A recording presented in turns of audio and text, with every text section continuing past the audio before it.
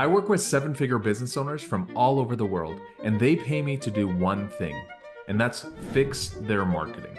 And if I can't do that, then I'd be forced to shut down my business, my wife would leave me, and I'd probably never see my kids again.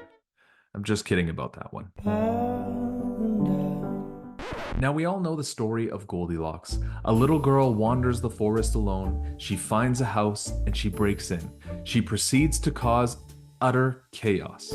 She eats their food, messes things up, and even has the audacity to sleep in their beds. Now, aside from don't break into people's homes and eat their food, there's a lesson in there that I like to call the just right principle. See, the problem is you hear all the gurus telling you to run this funnel or that funnel, run a webinar, do a challenge, but the reality is it's simply not true. See, the thing is you need to build a funnel that's just right, not only for you, but for your ideal clients. And before we even consider building out your funnel, there's one thing that you need to get right first.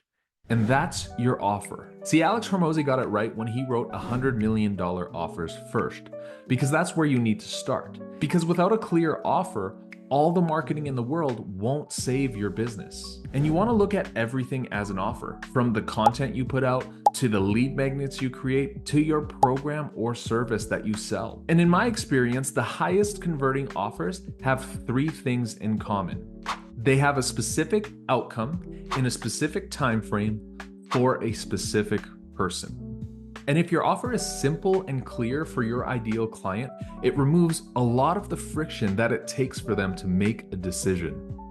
Now, once you have your offer down, you need some bait. Now, just like fishing, you can't cast out an empty rod. You want to have some nice, juicy, big bait to catch those big fish. But that's where the first step of your funnel comes in, and it's a lead magnet.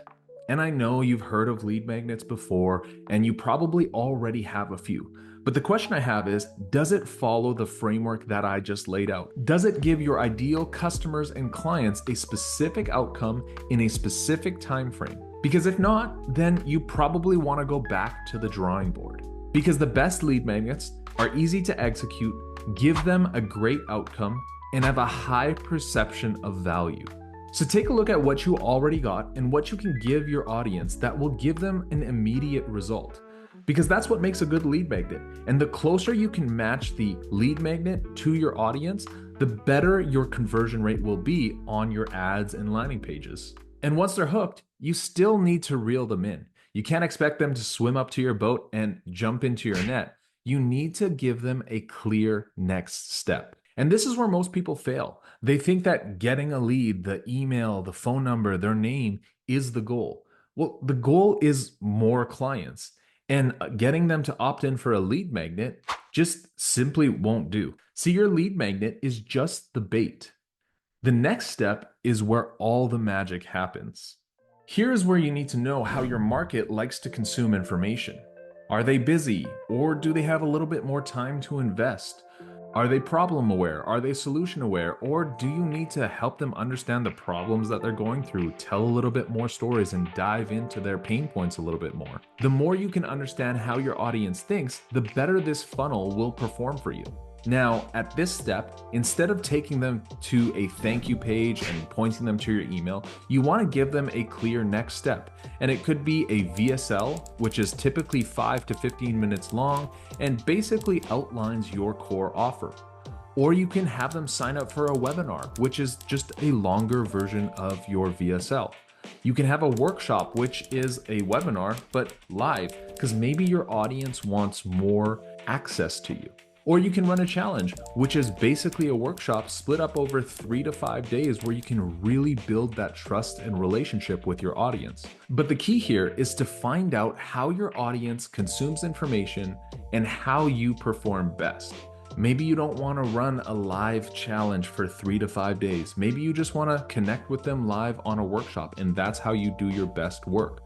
See, here is where you want to fit the piece of the puzzle that's just right. not only for you and your strengths, but for your audience. Because this step is what I call the conversion point. It's what takes your audience from "I don't know you" to "I'm interested" to "I'm trusting you."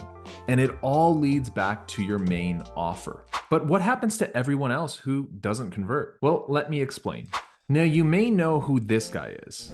He's on a show called 90 Day Fiancé, and the premise of the show is that two strangers from across the world have 90 days to figure out if they want to get married or not. It's a lot of pressure, but so is asking somebody to invest thousands of dollars with you just by clicking an ad. So this next step is to have a nurture system that wins the hearts and minds of your audience, so that in 90 days or so, they're ready to walk down the aisle and say, "I do." Now, this could be newsletters that you send out on a regular basis. This could be extra trainings and lead magnets that you have that you share with them to give them extra value. It could be a free community to get just more connection with you. The big idea here is that you want to build and deepen the relationship with them, because that's how you build trust. And the more trust you have with somebody, the more likely they are to buy from you. And if you ever thought creating content was just a waste of time, then this next step is for you. Because creating content isn't about going viral and building a big audience. Your content is more about building trust with the people who are considering buying from you. I recently listened to a podcast where the host talked about a concept called a binge bank. I learned this from these two guys, Dylan and Henry. They're young guys. They were like 21 when I met them. And they were recording these videos. I was like, how many views do these get?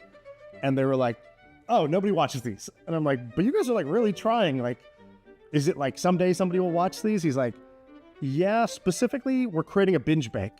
And I was like, what's a binge bank? And he goes, it's when you basically stack material so that like, even though each one of these, if we just looked at the view counts, it'd be kind of discouraging. Like, not that many people read this or watched this. We started thinking about it differently. Instead, we said, all right, I'm creating a bank where if somebody ever said, I'm curious about this guy, I want to learn more. What is this guy all about? That in the next hour, you would walk out with like, my reputation would be way higher with you, right? Like you would feel like you know me, you would like me, you would respect me. Now, it's basically creating a library of content that's not designed to go viral and get a ton of views. It's designed to be bingeable, so that all the people that go through your funnel and find you basically binge your content. Because the reality is, bingers are buyers. So this Goldilocks funnel really has 3 core steps: a lead magnet to attract the right audience, a clear next step to help them convert into clients, and a nurture plan to become an authority and stay top of mind. So when they are ready, you're the only person they consider working with. Now, there's one more step that nobody's talking about. I call it the funnel after the funnel. And if you want to know what it is, then hit subscribe, because I'll be talking about it in my upcoming videos.